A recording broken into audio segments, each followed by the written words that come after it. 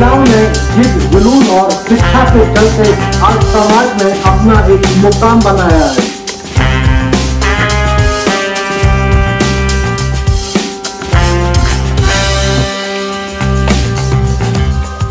लड़कियों को आजकल लड़के भी सपोर्ट कर रहे हैं, इस वजह से हमें भारत में विमेन एम्पावरमेंट देखने को मिल रहा है और ऐसे कई सारे बिजनेसेस हैं जिसमें अब विमेन आगे बढ़ रही है। ऐसी और उसी का परिणाम था कि उसने अपना IIT का कंपटीशन दिया और पहली बार में ही इंडिया में टॉपर्स में उसने अपना स्थान बनाया और दिल्ली IIT कंप्यूटर साइंस में डिग्री करने के बाद में आज वह यूनाइटेड स्टेट में तो अपने रोबोटिक्स में MS कर रही है और उसको वहाँ पे बहुत सी फेलोशिप भी मिली हुई है और उसी फेलोशिप के तारतम्य में अभी उसको व्हाइट हाउस के द्वारा निमंत्रण मिला था। तो महिलाओं को सशक्त होना और सशक्त कैसे होंगी, वो अपने अंदर से होंगी, अपने अंदर वो इस तरह का कॉन्फिडेंस जगाएंगी पुरुष को कह सके कि बताओ क्या चुनौती है, आपके साथ है, कंधे से कंधा मिला के खड़े हैं। आज के समय में उल्टा हो गया है, बेटी के लिए महसूस करते हैं ना जो लगाव महसूस करते, शायद बेटों के लिए उतना नहीं कर पाते हैं क्योंकि एक डिस्टेंस रहता है। महत्वपूर्ण पहलू यह है कि आप कितना अपने आप को परिष्कृत करती हैं, आप कितना अपने आप को योग्य बनाती हैं। क्या आपने कोई कला सीखी है या आपने कोई कौशल, कोई जौहर सीखा है जिससे आप अपना और अपने परिवार का पेट पाल सकती हैं। नमस्कार, मैं अंशुमन शर्मा। महिलाओं ने जिद जुनून और शिक्षा के चलते आज समाज में अपना एक मुकाम बनाया है। समाज में अगर हम पहले की महिलाओं की बात करें और आज के समय की महिलाओं की बात करें तो उनके विचारों में जमीन आसमान का अंतर आया है, उनके व्यक्तित्व में काफी अंतर आया है। इस अंतर को हम समझेंगे समाज से ही। अंतर्राष्ट्रीय महिला दिवस पर आज हम इस पर चर्चा करेंगे कि क्या महिला सशक्तिकरण की अभी आगे और जरूरत है, क्या महिला सशक्तिकरण का मुकाम हासिल कर चुकी है। देखें कब तक रिपोर्ट।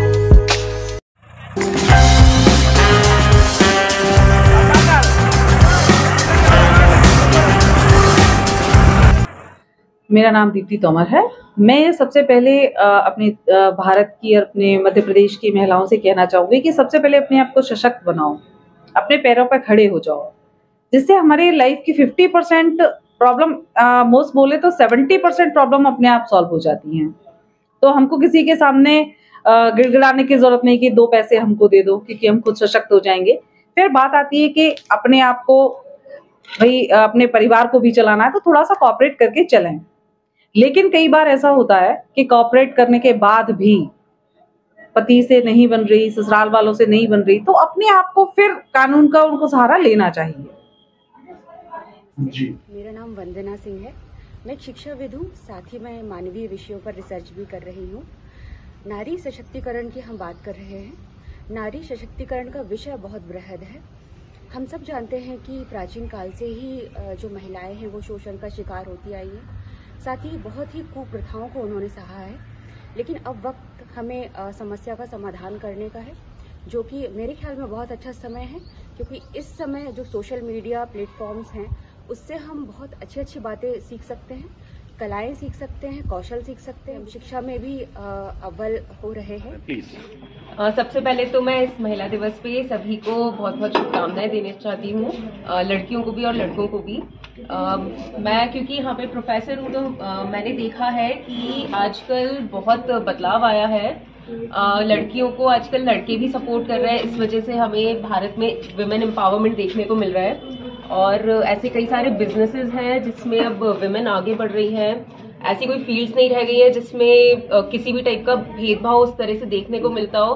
फीमेल्स और मेल्स दोनों बराबर तरीके से आगे बढ़ रहे हैं और इसी वजह से शायद हमारा भारत भी इतना प्रॉस्पर कर रहा है, इतना आगे बढ़ता हुआ दिख रहा है। जैसा आज मैम ने समझाया है कि बॉयज़ एंड गर्ल्स दोनों की रिस्पॉन्सिबिलिटी इक्वल्स बनती है। लाइक जैसे घर में मम्मा है तो मम्मा लॉट्स ऑफ वर्क करती है, बट बॉयज़ इतना नहीं करते, इतना फोकस नहीं करते, तो उनको भी थोड़ा बहुत हेल्प करना चाहिए। लाइक मम्मा भी थोड़ा सा रेस्ट करें एंड देन हम उनका आधा काम कंप्लीट कर दें, तो इससे ये होगा कि वो भी फ्रीली रहेंगे एंड बॉयज़ भी थोड़ा सा सपोर्टिव रहेंगे। तो इट्स अ न्यूली जनरेशन। जी थैंक यू। आप बोलें। मतलब मैं कहना चाहूँगी कि महिला दिवस पर मतलब लड़कियों का एक होता है कि बहुत सारी लड़कियां ऐसा फील करती हैं कि हाँ मतलब हम लड़कियां हैं तो हम कमजोर हैं, नहीं हम ये नहीं कर पाएंगे, हम यहाँ नहीं जा पाएंगे। मतलब मैं बहुत ज्यादा ट्रैवल करती हूँ तो मैं बहुत देखती हूँ ऐसा कि ट्रैवल नहीं करते हैं लोग बाग, लड़कियां बहुत डरती हैं कि नहीं हम लड़कियां हम अकेले नहीं जाएंगे, लेकिन ऐसा कुछ भी नहीं है। अगर वो करेंगी तो वो सीखेंगी और वो ऐसा मतलब अकेली भी ट्रैवल कर सकती हैं, उन्हें किसी की ऐसे जरूरत नहीं है, लेकिन अगर वो आगे उस चीज के लिए बढ़ेंगी तो वो वैसा कर पाएंगे। ओके, शहर ग्वालियर की बेटी हम दुनिया के सबसे शक्तिशाली देश अमेरिका के व्हाइट हाउस तक पहुंची। अंतर्राष्ट्रीय महिला दिवस पर देश की सभी महिलाओं, सभी पुत्रियों, सभी बेटियों को मैं हार्दिक बधाई देना चाहता हूं। और जैसा कि आपने मेरी पुत्री के बारे में पूछा, जिक्र किया, तो पहले तो मैं बोलना चाहूँगा कि पुत्री या पुत्र के विकास में ना पिताजी का ही नहीं, माता का हाथ ज़्यादा रहता है। और मेरी पुत्री के डेवलपमेंट में माता पिता का के साथ साथ उसके दादा और दादी का भी, और उसके चाचा और चाची, मतलब पूरी फैमिली, मेरा कहने का हाथ होता है। परिवार का भी उसमें श्रेय कहीं ना कहीं होता है। मेरी बेटी श्रेया शर्मा उसका नाम है, और वो बचपन से ही, जब वो अपनी स्कूलिंग कर रही थी तभी से वो पढ़ने में कुशाग्र बुद्धि थी। विशेष इंटरेस्ट रहता था वो मैथ्स और फिजिक्स में था। और उनके नाना जी, चूँकि फिजिक्स के बहुत प्रसिद्ध प्रोफेसर थे, उनसे वो बहुत ज़्यादा इन्फ्लुएंस थी। और IIT का कंपटीशन दिया और पहली बार में ही इंडिया में टॉपर्स में उसने अपना स्थान बनाया। और दिल्ली IIT कंप्यूटर साइंस में डिग्री करने के बाद में आज वह यूनाइटेड स्टेट में तो अपने रोबोटिक्स में MS कर रही है, और उसको वहाँ पे बहुत सी फेलोशिप भी मिली हुई हैं। और उसी फेलोशिप के तारतम्य में अभी उसको व्हाइट हाउस के द्वारा निमंत्रण मिला था, अधिकारियों के द्वारा और वहाँ के सिक्योरिटी एडवाइजर के द्वारा विचार विमर्श किया गया, जिसमें कि उसने भी भाग लिया था। यह हमारे लिए, सभी के लिए गर्व की बात है। और इसी में मैं कहना चाहूँगा, चूँकि आपने महिला सशक्तिकरण की बात की, तो सबसे बड़ा शस्त्र अगर है दुनिया में तो वह है शिक्षा का शस्त्र। अगर हम अपने बच्चों को शिक्षा अच्छी देंगे और शिक्षा के साथ में उसको संस्कार अच्छे देंगे, और संस्कार के साथ में हम अपनी संस्कृति से जोड़े रखेंगे।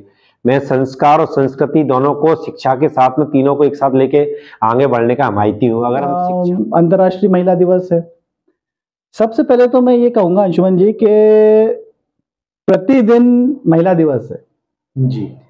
महिला के लिए कोई विशेष दिवस नहीं होता है। महिला एक ऐसी समाज की धुरी है, पूरे परिवार की धुरी है, और पुरुष की जो पूरा जीवन होता है उसकी जो एक धुरी है ना, जहाँ पे वो पूरा उसका जीवन चक्र घूमता है, वो महिला ही होती है।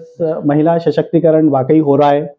महिलाएं हर क्षेत्र में आगे बढ़ रही हैं। उनके अंदर एक नेचुरल अंदर से एक आत्मविश्वास है उनके अंदर, और वो आगे आने वाला भविष्य जो है वो और भी बहुत सुनहरा है। महिलाओं का ये सशक्तिकरण अलग अलग पड़ाव से गुजरेगा। आने वाले सालों में भी नए नए चैलेंज भी आएंगे, तो महिलाओं को उसके लिए तैयार भी रहना है कि जो नए चैलेंज आ रहे हैं उनको वो पहले से देखे। उसको मीडिया है, इंटरनेट, गूगल है, इसके ऊपर एक तरह का उत्पीड़न भी होता है, एक तरह का हैरेसमेंट भी होता है, निराशा, हताशा भी होती है।